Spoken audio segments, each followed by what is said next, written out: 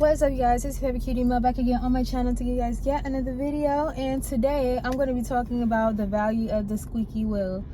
You might be wondering, what do you mean by that? What do you mean the value of this squeaky wheel? I believe in our lives that when there's something that needs attention, it's going to make noise. It might cause you pain. And those are things that we tend to want to ignore, right? So like, say if you're in a relationship and you feel like everybody's always nagging you about a particular thing, or maybe people always have, you keep hearing the same things about, gee, you're so late, like I wish that you were on time, like why are you not on time? Or maybe it annoys you that someone always talks about that. Maybe that's just an indication that we need to listen to the squeaky wheels in our lives and actually make adjustments. Because guess what? When you tighten things up, it doesn't squeak. When you put together a bed frame and everything is tight, when you sit on that bed, when you lay down, when you start doing whatever, guess what? When something is solid, it doesn't squeak. So if you have an area in your life, which we all do, that you know requires attention, so much so that it's so in your face, you're hearing it all the time, so much it's almost like you're nose blind to it. You're nose blind to the fact that maybe you're not making ends meet consistently. You're not, because this has now become your regular experience.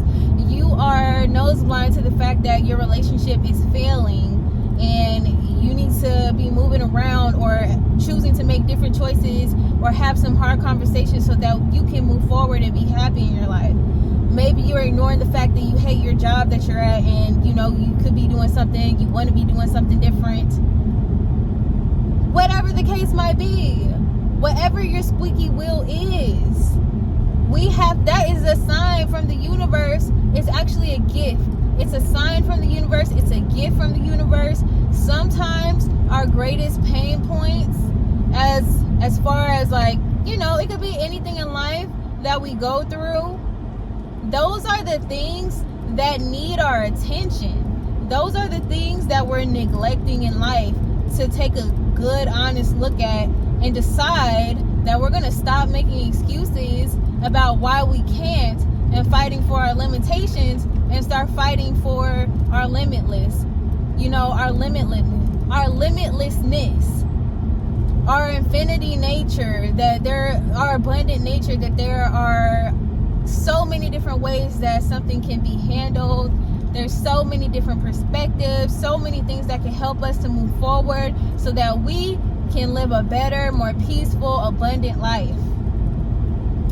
I need us to know and remember that sometimes just because you were raised a certain way and certain things feel normal doesn't make it normal. Just because you're accustomed to, I don't know, eating way too much that you should, or eating way too much junk food than you should, doesn't mean that it's normal and that you should just surrender to it. Sometimes we have to fight for ourselves in life. We have to fight for ourselves, and the things that we fight for are going to be the things that present themselves in your life. You have to fight for joy sometimes. Not even fight, but you just need to, the fighting is with yourself. It's more so fighting change, fighting evolution. When we do those things, we hold ourselves back, and then we end up having situations blow up on us. Or, you know, some of us need a huge something to fall apart or a huge situation to happen in order for us to decide that it's time to change. And the truth is, we don't. We don't have to wait for things to fall apart. We don't have to wait until it's too late to fix things. We just have to choose every single day and every single moment that we're gonna keep choosing in the direction of our best life. We're gonna keep choosing in direction of the things that are gonna make us more happy, more abundant, more self-actualized, more self-expressed in life. Woo, boy, because it's just like, you know what? I woke up today, and I'm not gonna lie, there was a situation that happened in my life that truthfully kind of made me panic and start to go into a mode of like, what's gonna happen, da da da da, yada yada yada. And then I had to let myself feel that for a minute, because that's how I truly felt. I felt upset. I felt helpless about a situation. I felt like something was not okay. After I had that moment where I let myself really be honest with how I was feeling in that exact moment, I took a moment and I decided to meditate. And sometimes when I'm really riled up, I don't do affirmations. I just do the breaths in and the breaths out. I did that, used my beads in order to go around a couple times, and then I think maybe got through half of a mantra. And what came to me is the fact that nothing in my life is here to hurt me. Nothing in my life is here to hurt me. There is no force against me that wants me to live a bad life. I'm just refusing to believe that, because I think that whatever the universe is or God is so much bigger than any obstacle that we could have, any type of that's happening there. I do genuinely believe, and I feel like I have to believe for myself, that there is a force out there that is bigger than myself, that wants to see me do well and have the best life imaginable. So when something is appearing in my life, I think that it's an opportunity, or it's a sign that I've let something get to the point to where it needs to confront me in the 3D, in the real life, in the physical world. Now because something is going unchecked for so long, it's time for something to be put in front of you to gather your attention. So that's all this is. It's gathering our attention. When something comes up and it feels hard and it feels like you can't get through it, that obstacle is there to allow you the opportunity to rise up and have a different mindset than what caused the problem to begin with. It's not okay to continuously dismiss things that are not working in our lives. It's not okay. It doesn't make you feel good. It doesn't make you feel good.